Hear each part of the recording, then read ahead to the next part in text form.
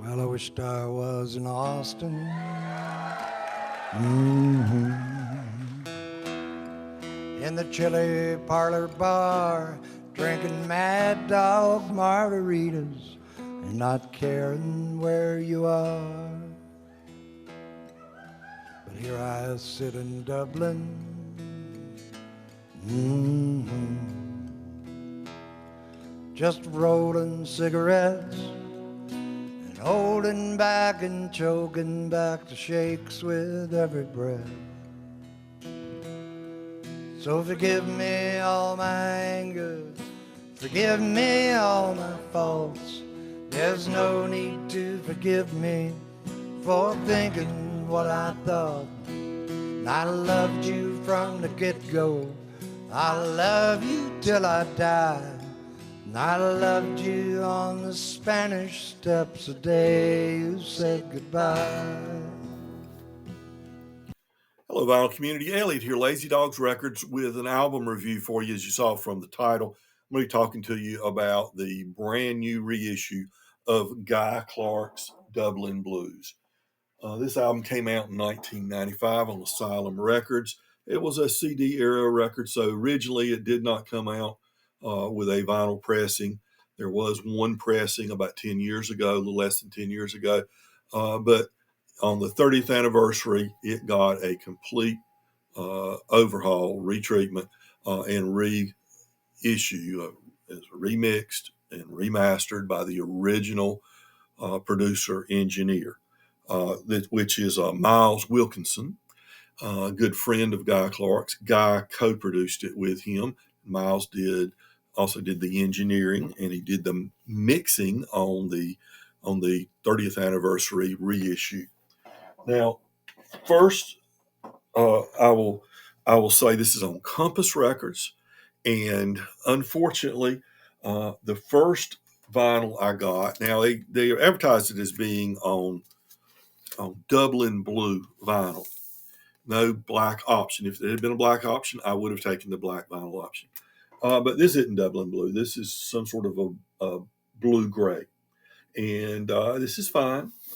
But unfortunately, when I got it, cleaned it, and played it, there was something in the grooves on the first track. I was getting a real loud pop, not a faint sound, a real prominent pop, and five of them in there. So I immediately sent an email to the record label, got an immediate response, and they immediately sent me another copy.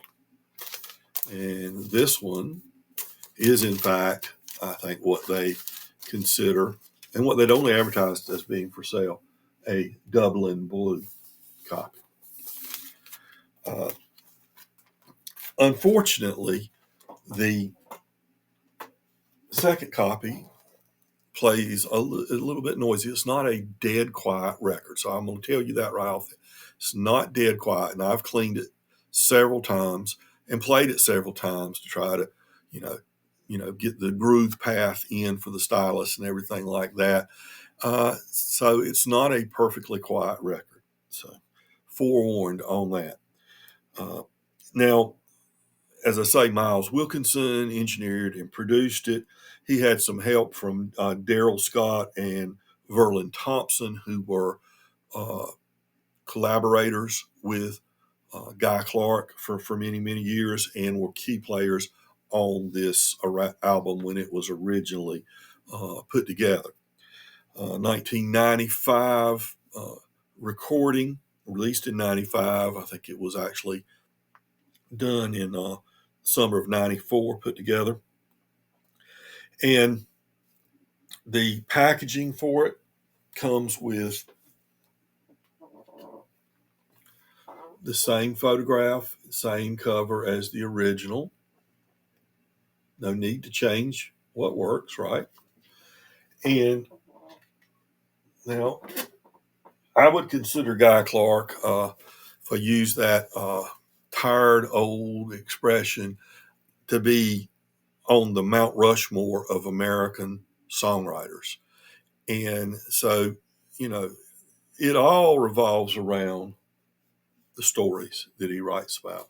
So you want an inner sleeve or an insert that will include all the lyrics, and this does. So on the inner sleeve, you've got all the lyrics, a couple of photographs there, and it also included is a nice booklet that has essays from Miles Wilkinson and from Daryl Scott, some photos like that one, and a uh, some copies of some of the original press releases that came out during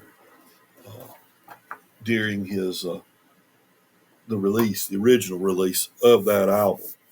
Now, Compass bought the rights to the records that Guy had done with Asylum.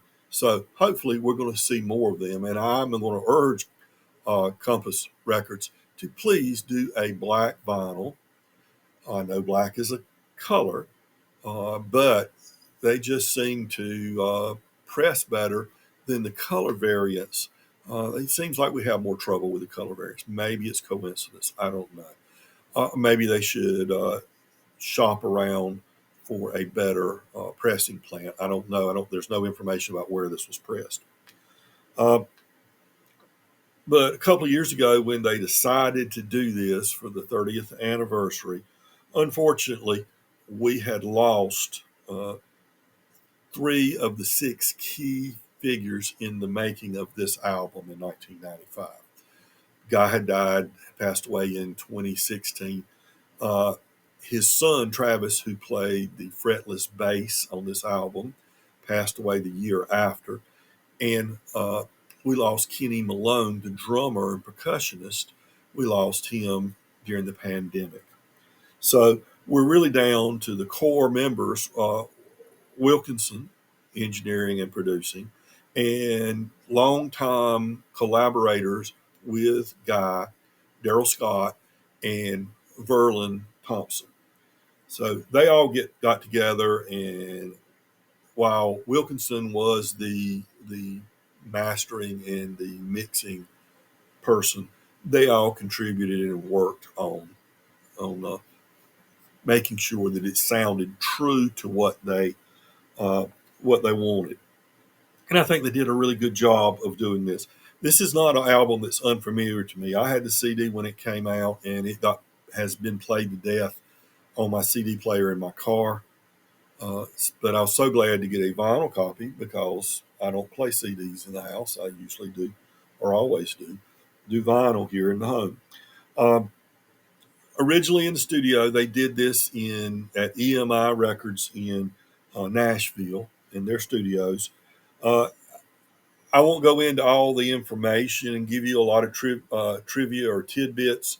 Uh, I want you to get this record and enjoy it and enjoy the liner notes. But a couple of things that I thought were interesting that were included in there, and that's Guy's rules for the studio. When you're recording a Guy Clark album, his rules included, and there weren't a lot of rules, but there were a few. No reverb. This is a singer songwriter. No reverb. Make it as natural as you can. Second, no fades. Don't fade in, don't fade out. Why would you do that? If you were sitting in a concert hall listening to him perform, there would be no fade ins and no fade outs. Why do it here? And the third one I thought was really interesting. He believed that the studio was a place to create and a place to work, not a place to take a nap or hang out. So no couch, no sofa in the studio. If there was one in there, you get it out while he's working. So it's not a hangout. So I thought that was kind of interesting. Uh, Besides the players I've mentioned, um, there were several guests that play on this album and add to it. Sam Bush is adding some mandolin in here on some of the tracks. Uh, Nancy Griffith is doing some background vocals. Uh, Jonathan Yurkin is playing any violin parts you're going to hear on here. Donovan Cowart is also doing background vocals. So is Emmylou Harris. So is Susie Ragsdale and Rodney Crowell. is doing some vocals on here as well. Jerry Douglas does some dobro work. Kathy Mattea also doing background. Different songs had different background singers. They're not all doing background or harmony singing with Guy on each song. It's different tracks, different backup singers. Jelly Roll Johnson plays harmonica on one of the songs, and there's a special guest appearance from the great folk man Ramblin' Jackie Elliott, who shares vocals with Guy on one of the songs.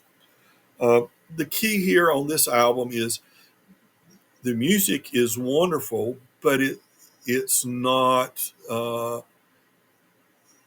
It's intended to complement and to accent what's the most important thing for a songwriter: the lyrics and the presentation of the lyrics, uh, the performance. So, there's some small little, like a mandolin solo here, a little guitar solo here, but there's nothing elaborate. There's nothing that takes away from the lyrical content of this album. It complements it. That's the best way to put it, I would say. Uh, the lyrics and delivery are the most important thing. Now, one thing I'll paraphrase here that I remember Guy Clark saying a long time ago. Someone asked him, "When do you make a new album? Like, do you on a 6 month schedule or whatever? How often do you make a record?" And very simple. He's a songwriter. He said, "When I've got about 10 really high quality songs, I'll go in the studio and make a record. If I don't have them, I'm not making a record anytime soon." And that's what you get with this album. This album has 10 songs. All are written or co-written by Guy Clark. About half of them he wrote by himself, and about half of them, like Rodney Crowell, co-wrote one with him. I think Verlin Thompson did, and his wife, Suzanne Clark, a great artist herself, she co-wrote one or two of these songs with him. In fact, he says a couple of these songs were or at least one of them was his wife's song, and he just elbowed his way in there and helped co-write it. But they're all pure Guy Clark. Now, there's no filler on this album, none, no filler. There's not a bad song on here. They're all really good songs. So it's just a matter of personal preference. You started off watching the video with Guy Clark doing a live version of Dublin Blues. Dublin Blues is such a great song. But it follows up with one of my favorites on here, Black Diamond Strings. Black diamond strings, it's black diamond strings. Drinking 1W Harper, playing black diamond strings. Black diamond strings are like white flour and grits. You play black diamond strings 'cause it's all you can get. Black diamond strings on a catalog guitar. That's pretty high cotton, whoever you are. Break one, you change one, that's as good as it gets. You can play all year long on 2 or 3 sets. But J.W. Crowell was a hell of a man. He played 2 nights a week in a hillbilly band. He played at the Ice House on Telephone Road, and he played in the yard just to lighten his load. What a great song, what a great story. He creates a story, an image in your mind, and just those words are poetry. They really are. These weren't written for commercial appeal. These were written for artistic appeal. I think that's a good way of putting it. A woman's song he wrote is the next one. Shut Up and Talk to Me, he says. He said that's from a woman's perspective. He wrote that one. Stuff That Works, a classic style Guy Clark song. And side one ends with Hank Williams said it best. A song he didn't do live because the the lyrics, when you listen to the song, the lyrics are comparisons. One man's this is another man's that. Back, back, back. And there's a huge list. And he did every one. He wrote, just a ton of them. And instead of just picking a few of them to include, he used every one of them and just recorded it like that. And he said, but there's no way without a cheat sheet he could go to a concert hall and perform that song and get it right without flubbing any of it. So you flip it over, and the next song, the first song, is another one that Suzanne Clark was working on, co-wrote, called "The Cape," which is taking something from our childhood and applying it to a person's attitude going through life. And then Baby Took a Limo to Memphis. This is a song about marriage and how you make a marriage work, because this was a literal event in Guy's and Suzanne's life, trying to hang your life on the wall. This is one featuring Ramblin' Jack Elliott. Great message in this song, and a great turn of phrase utilized here. Now, the last song concluding the album is The Randall Knife. And this is kind of a recitation, almost a talking blues, but it's not really blues, that is sentimental without being sappy. And he is the expert at this. It's nostalgic without being indulgent, I guess you'd say.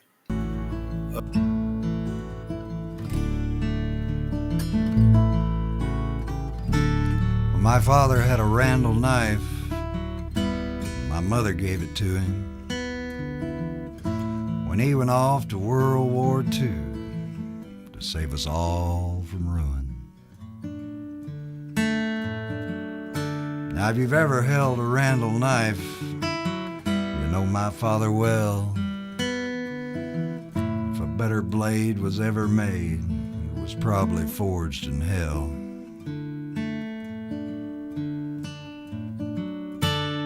My father was a good man. He was a lawyer by his trade. Only once did I ever see him misuse the blade. Well, it almost cut his thumb off when he took it for a tool. The knife was made for darker things. You could not bend the rules. I hope you enjoyed that. What a great song that is. What a way to end the album. But I'm not going to play it all the way through, because if you're not already familiar with the Randall Knife, you need to hear it for yourself from start to finish, and be prepared. You know what I'm talking about? Okay, so while the pressing isn't the best, the content within is just extraordinary. It's just great. It's Guy Clark. Hadn't missed a step at this point in 1995. Middle-aged man really expressing himself. One of the great American songwriters.